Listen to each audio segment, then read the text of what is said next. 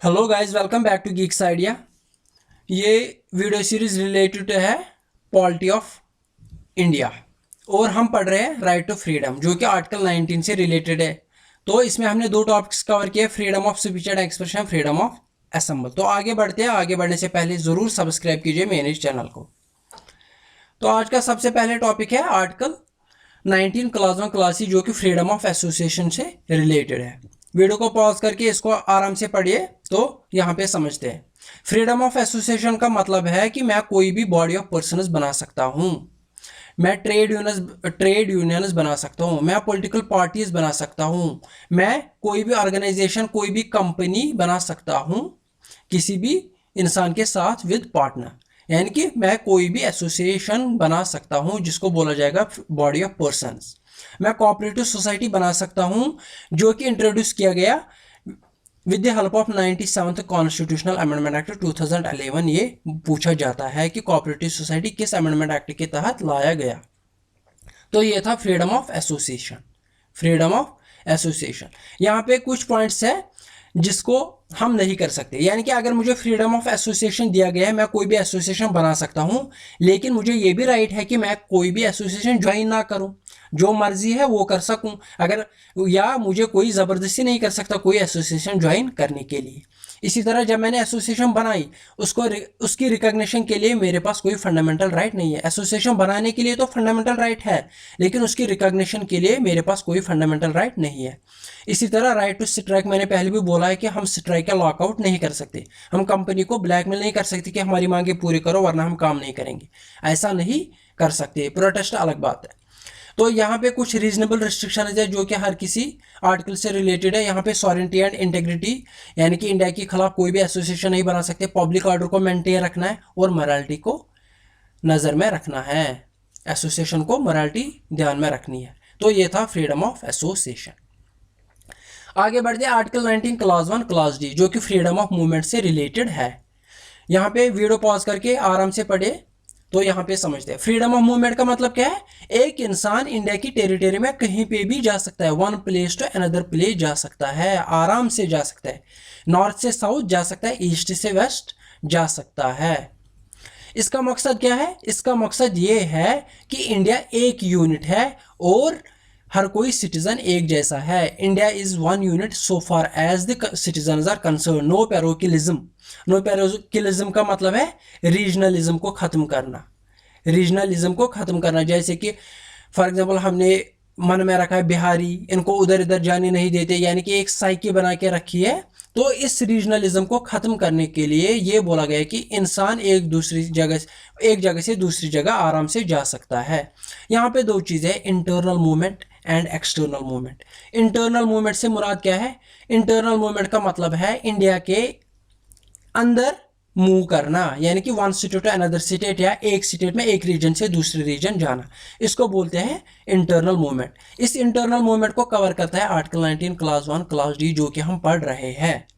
लेकिन अगर हम कंट्री से बाहर जाएंगे या उस कंट्री से फिर वापस आएंगे, उसको कवर करता है आर्टिकल 21 जो कि लाइफ एंड लिबर्टी से रिलेटेड है, जो कि हम आगे पढ़ेंगे। तो ये ध्यान में रखना है, ये बहुत ज़रूरी पॉइंट है। यहाँ पे इंटरनल मूवमेंट जो कि हम कंट्री के अंदर करते हैं उसको कवर करता है ये आर्टिकल 19 जो हम पढ़ रहे हैं। और एक्सटर्नल मूवमेंट को कौन कवर करता है?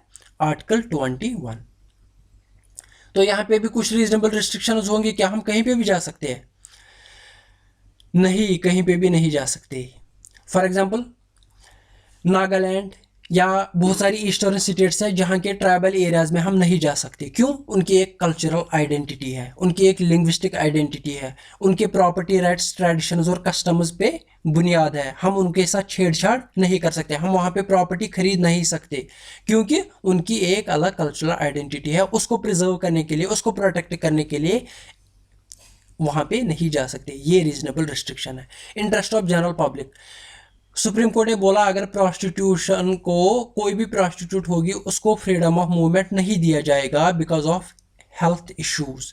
एड्स फॉर एग्जांपल, एड्स की कोई बीमारी होगी, इसको फैलाने से रोकने के लिए, इसको फैलाने से बचाने के लिए, ताकि ये ना फैले, दूसरे लोगों को ना लगे, दूसरे लोग इसकी बीमारी का शिकार ना बने, इसको बचाने के लिए फ्रीडम ऑफ मूवमेंट किसी इंसान का छीना जा सकता है, छीना जा सकता है। तो ये थी रीजनेबल रिस्ट्रिक्शन।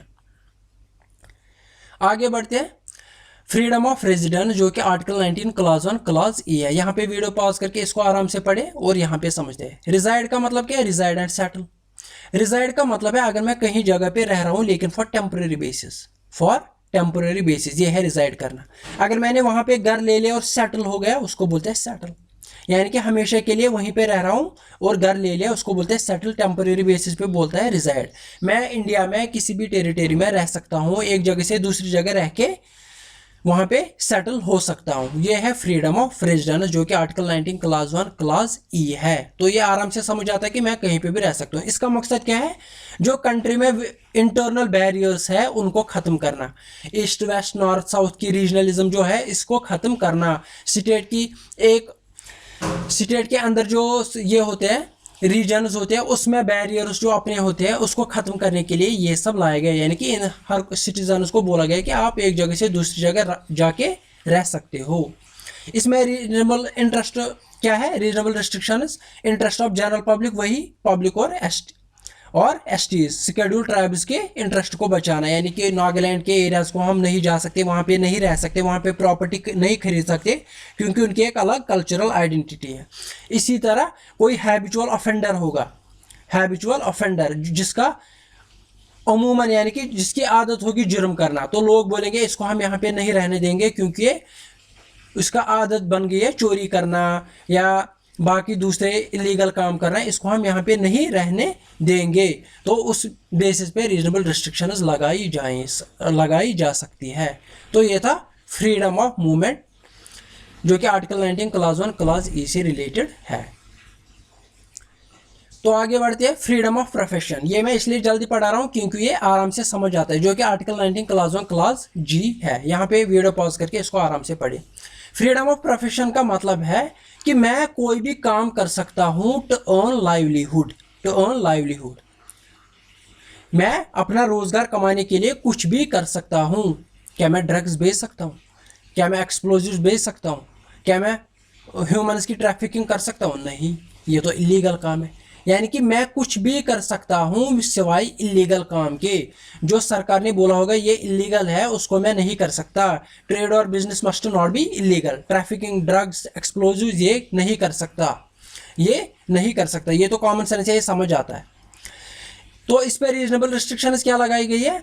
जनरल पब्लिक के इंटरेस्ट के लिए कोई रीजनेबल रिस्ट्रिक्शंस लगाई जा सकती है। क्वालिफिकेशन यानी कि स्टेट क्वालिफिकेशन मेंटेन कर सकती है। फॉर एग्जांपल बोलेगी इंजीनियरिंग के पोस्ट है तो इसके लिए ऐसी क्वालिफिकेशन होनी चाहिए। ये ना कि ये बोला जाएगा कि 8th पास बोलेगा मैं कोई भी काम कर सकता हूँ, वो बोलेगा मुझे इंजीनियरिंग का पोस्ट दे दो। नहीं, ऐसा नहीं हो सकता। स्टेट क्वालिफिकेशन मेंटेन रख सकती है किसी पोस्ट के लिए।